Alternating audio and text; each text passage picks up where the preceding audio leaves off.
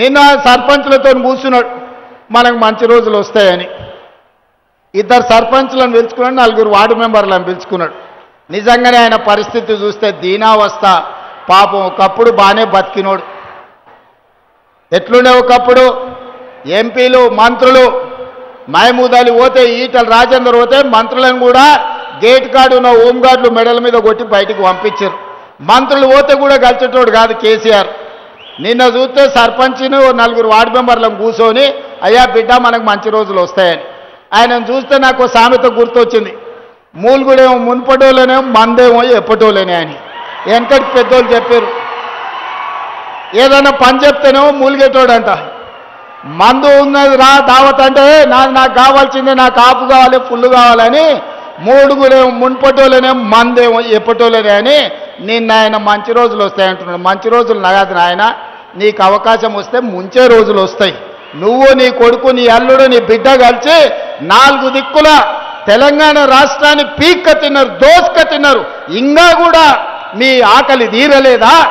4 కోట్ల తెలంగాణ ప్రజల్ని మీరు నలుగురు కలిసి పీక్క తిని ఈరోజు తెలంగాణను అప్పుల పాలు చేసి 8 లక్షల కోట్ల రూపాయల అప్పుల పాలు చేసినా ఇంకా మీ ఆశ సావలేదు, మీ ఆకలి తీరలేదంటే ఇక దేవుడు ఒక్కడే మీ శిక్షించేటోడు. ప్రజలు శిక్షించారు. ఆలోచన చేయండి. చంద్రశేఖరరావు గారు అసెంబ్లీ ఎన్నికలప్పుడు నీ అధికారం పోగొట్టారు. పార్లమెంటు ఎన్నికలప్పుడు నీకు గుండు సున్నా ఇచ్చారు. ఎమ్మెల్సీ ఎన్నికలప్పుడు నీకు నిలబడడానికి అభ్యర్థి దొరకలే. మన జూబ్లీహిల్స్లో రెఫరెండం అంటే బోడబండ కాడ బండకేసి బాది బొంద పెట్టారు. మాకెవ్వడక్కర్లేదు. మా కాంగ్రెస్ పార్టీ కార్యకర్తలు మా దిక్కుంటే నీ పక్కనే నీ కొడుకుంటే చాలు నీ పార్టీని బొంద పెట్టనీకే. నీకెవ్వడక్కర్లేదు. నీ కొడుకే గుదిబండ, ఆ బండ ఉన్నంతసేపు నీ పార్టీని బొంద పెడతారు. ఇక మంచి రోజులు ఎట్లకెళ్ళి వస్తాయి కేసీఆర్? తెలంగాణ ప్రజలకు మంచి రోజులు వచ్చినాయి. తెలంగాణ ప్రజలకు 24 గంటలు విద్యుత్ వచ్చింది. తెలంగాణ ప్రజలకు సన్న బియ్యం వచ్చినాయి. తెలంగాణ ప్రజలకు రేషన్ కార్డు వచ్చింది. తెలంగాణ ప్రజలకు రైతు రుణమాఫీ జరిగింది. తెలంగాణ ప్రజలకు రైతు భరోసా పథకం వచ్చింది. మా ఆడబిడ్డలకు 27,000 కోట్ల రూపాయలు సున్నా వడ్డీ వచ్చింది. మా ఆడబిడ్డలకు ఆర్టీసీ బస్సులు వచ్చినాయి.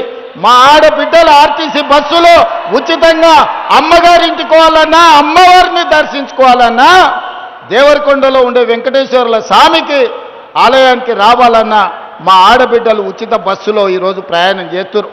మా నిరుద్యోగ యువకులకు, ముఖ్యంగా మా నల్గొండ జిల్లాలో ఉన్న చదువుకున్న పిల్లలకు 15,000 కానిస్టేబుల్ ఉద్యోగాలు వచ్చినాయి. తెలంగాణ రాష్ట్రంలో 61,000 చిల్లర ప్రభుత్వ ఉద్యోగాలు వచ్చినాయి. ఇవాళ ప్రతి వాడికి న్యాయం జరిగింది. ఓ పక్కన రైతులకు, రెండో పక్కన మహిళలకు, మూడో పక్కన యువకులకు ఈరోజు మేలు జరిగింది. ఇంకో పక్కన సాగునీటి ప్రాజెక్టులు. ఇవాళ సాగునీటి గురించి మనం మాట్లాడుకోవాలి. ఎస్ఎల్బీసీ 2005లో ప్రారంభించారు. ఆనాడు కోమటిరెడ్డి గారు, జానారెడ్డి గారు అందరూ పట్టుబట్టి నల్గొండ నాయకులందరూ కలిసి ఫ్లోరైడ్ బాధిత ప్రాంతం, ఈ ప్రాంతంలో నడువొంగిపోయిన వాళ్ళు, కాళ్ళొంగిపోయిన వాళ్ళు ఈరోజు బతకలేని పరిస్థితుల్లో తాగునీటి సమస్య, ఫ్లోరైడ్ సమస్య, ఎస్ఎల్బీసీ కడితేనే మాకు న్యాయం జరుగుద్దని కొట్లాడి 2,000 కోట్లతో ఆనాడు ప్రారంభించి 30 కిలోమీటర్లు ఉమ్మడి రాష్ట్రంలోనే టన్నెల్ కొడితే 10 కిలోమీటర్లు 2 ఏళ్ళు ఏడాదికో కిలోమీటర్ చేసిన ఎస్ఎల్బీసీ పూర్తి అయ్యేది. పగబట్టి పట్టుబట్టి ఎస్ఎల్బీసీని పడావు పెట్టి 3,40,000 ఎకరాల భూమికి తాగునీరు, సాగునీరు అందించే ఎస్ఎల్బీసీని నల్లగొండ ప్రజల మీద కక్ష గట్టి పడావు పెట్టిండు. ఇవాళ మళ్ళీ మనం వచ్చినాకనే ఆ పనులు ప్రారంభించినాం. దాంట్లో ప్రమాదవశాత్తు ఒక 8 మంది చచ్చిపోతే మామ అల్లులు పైశాచిక ఆనందం డాన్సులు చేస్తున్నారు.